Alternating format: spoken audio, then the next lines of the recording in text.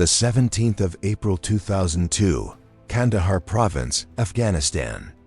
What would you do if a warning crackled over the radio, telling you to hold your fire?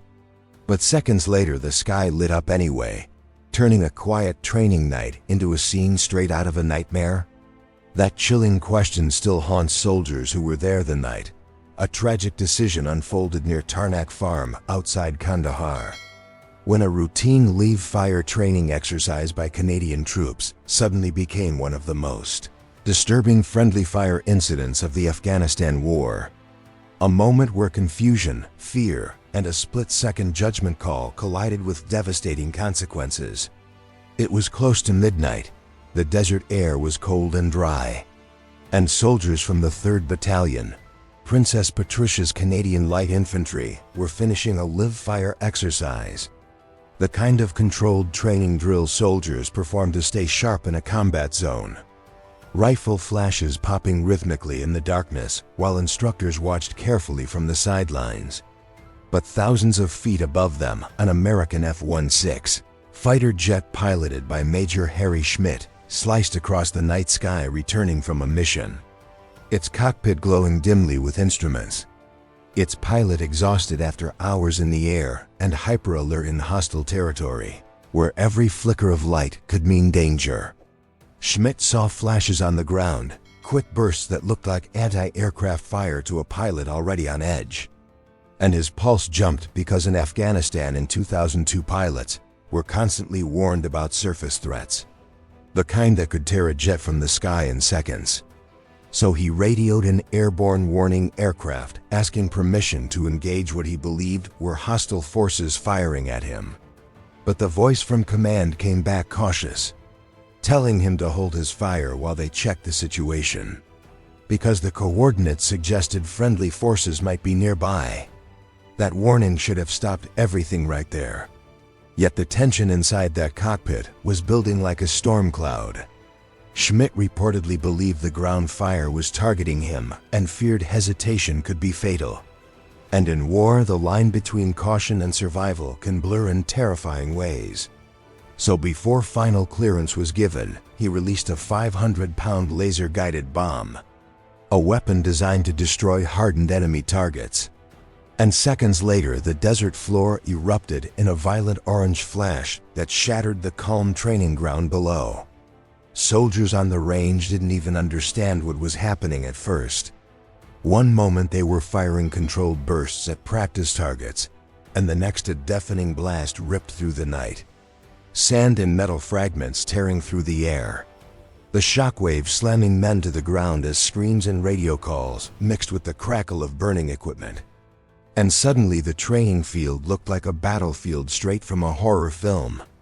Smoke drifting through the darkness while injured soldiers crawled or staggered through the dust.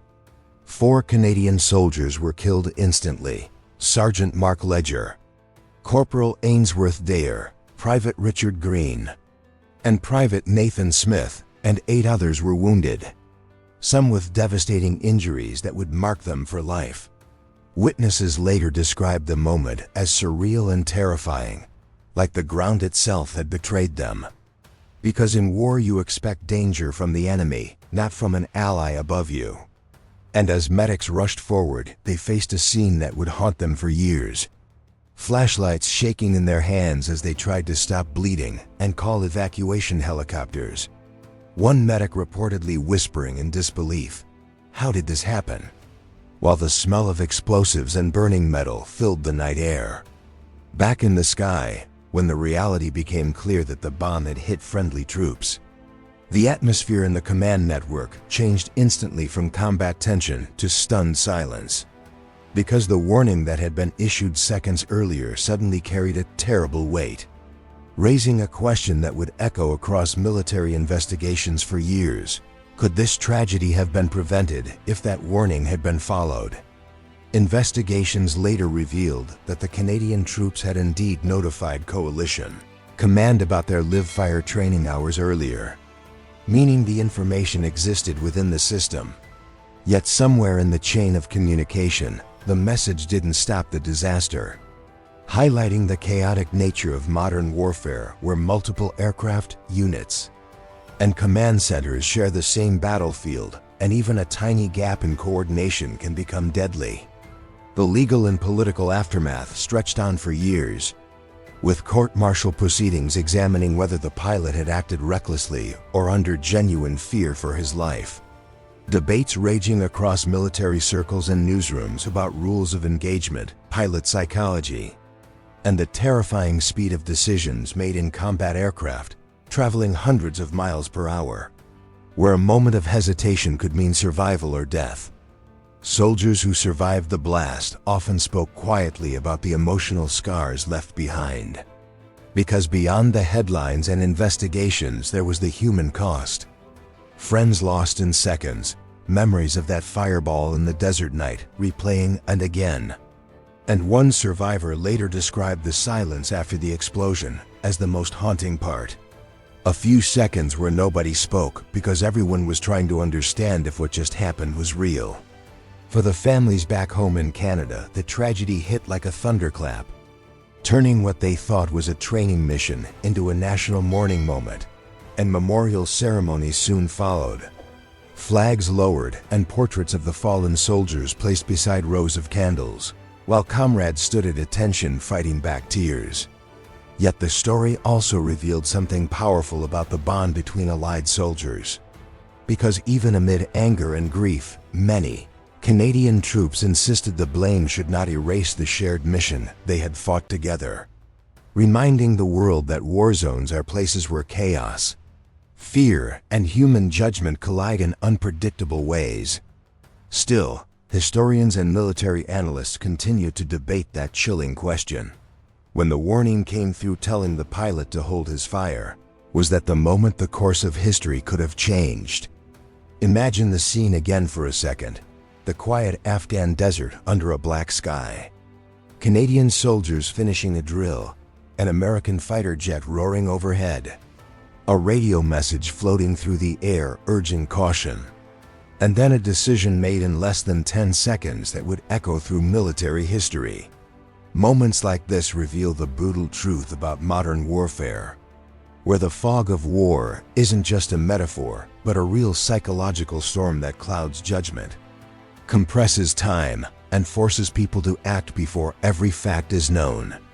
Some veterans later said the incident became a powerful lesson across NATO forces, pushing improvements in communication protocols and identification procedures so that training coordinates and friendly positions are shared more clearly across allied networks. Yet no system can fully remove the human element. And that is why stories like Tarnak Farm remain both horrifying and deeply human. Because behind every report and investigation are soldiers who trusted each other to survive. When you hear about wars in history books, they often sound like strategy and politics. But on the ground they are lived in seconds of confusion, flashes of light in the dark, and decisions that carry consequences far beyond the battlefield. Even today, veterans who served in Afghanistan sometimes recall that night with a quiet shake of the head. Not out of blame, but out of the haunting realization of how fragile coordination can be in combat zones where allies fight side by side. The tragedy ultimately reshaped training safety measures and strengthened communication systems within coalition forces. But the names of those 4 Canadian soldiers remain a solemn reminder of the cost of mistakes in war. A reminder carved into memorials and memories alike.